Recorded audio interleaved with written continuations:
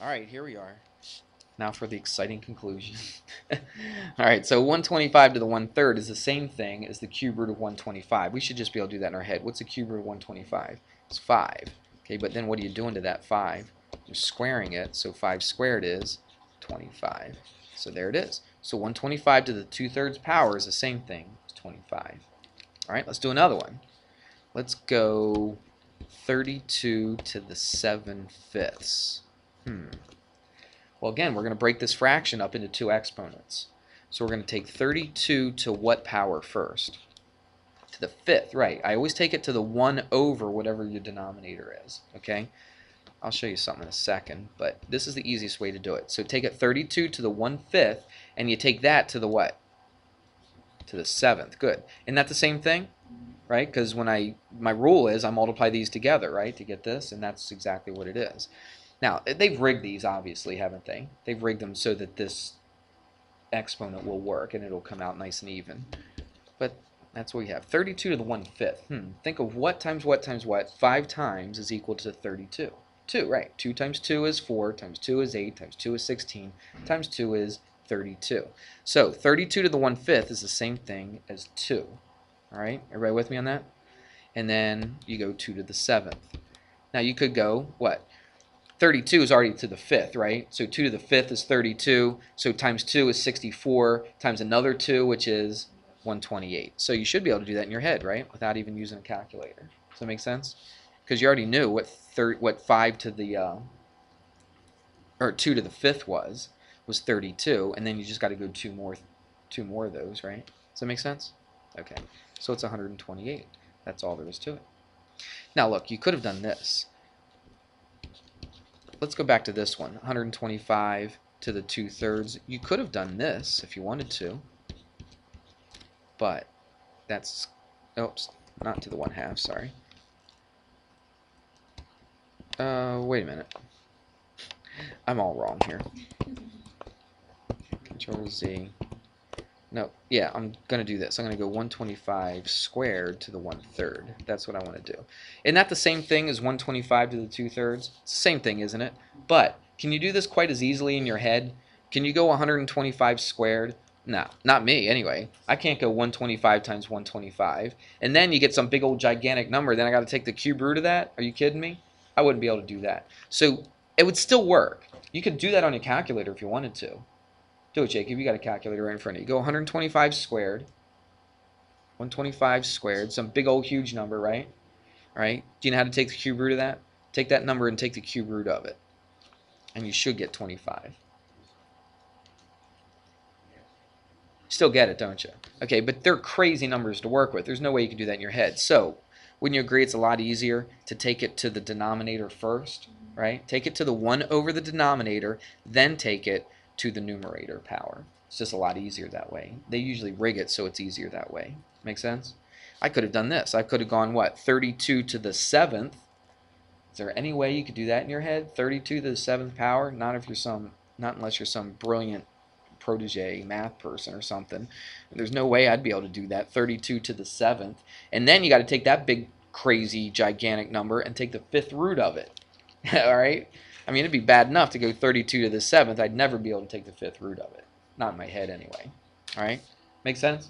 So it's a lot easier to go 32 to the 1/5 to the 7th. 32 to the 1/5 I can handle on my own. 2 to the 7th I could even handle. All right? So I can do all that without a calculator. Isn't that nice? All right, let's do this. What if I had 16 to the negative 3/4 power? This is all kind of a jumbled mess, but we'll do that. All right, 16 to the negative 3/4. Well, first of all, I got a negative exponent, don't I? We already dealt with that earlier in this lesson.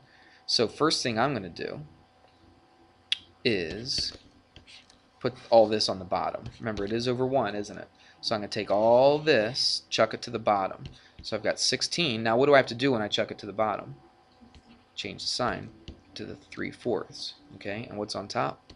It's a 1. Now I can apply what we just finished doing. Okay, so it's 1 over 16 to the what? What are we going to take this to first? To the 1/4. And then we're going to take that to the what? To the 3rd. All right, we should be able to do this. Again, they rig these things for us, so we should be able to do this in our head. 16 to the 1/4. What's the fourth root of 16? What times what times what times what is 16? Or not, I shouldn't say just what times what. What times itself times itself times itself again. It's 2, isn't it? So it's 2. And then cubed, what's 2 cubed? It's 8. So the answer is just 1/8. Everybody see that? So we kind of combined both things that we learned today into that one problem right there.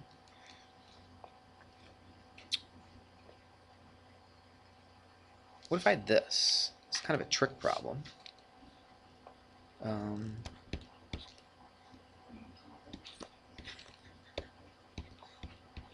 Okay, what about that right there?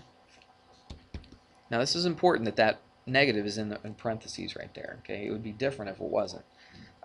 So it's in parentheses, which is a big deal. So what am I going to do? Take negative 1/4 to the what first? To the half power, right? And then take that whole thing and take it to the what? 5th. It's a little problem though.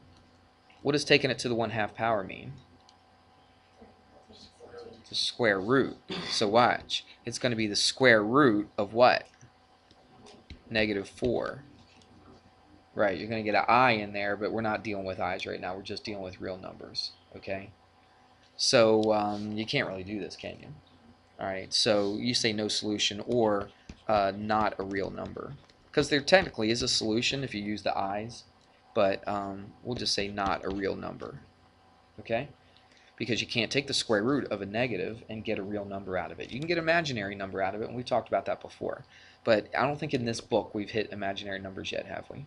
Okay, we will eventually, but not right now. We learned it in Saxon, right? But we're just talking about this book right here, so we don't really even know anything about doing this. Right? And so you just say it's not a real number, and that would be your answer.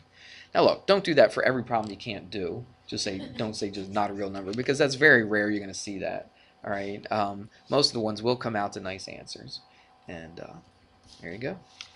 I think we covered everything you need to know to do this worksheet today. I'm looking at my notes, and the worksheets are kind of like out of kilter, like order-wise. So that's why I was kind of flipping around, trying to figure out what I want to do next. So I think that covers everything for this worksheet. So it's 1-6A. I think I've got like 4 of them. There's A, B, C, D. All right, so this is just A today. All right, we good? And quiz tomorrow, right? Quiz tomorrow over what? All right, I'll write it on here just in case Daniel looks at it. Quiz Friday. Oops, section 1-5. If he doesn't look at it, you can just say, hey, you're supposed to look at the YouTube. You weren't in school today, right? So he said on the thing, there's a quiz. All right, Daniel? All right, that's it.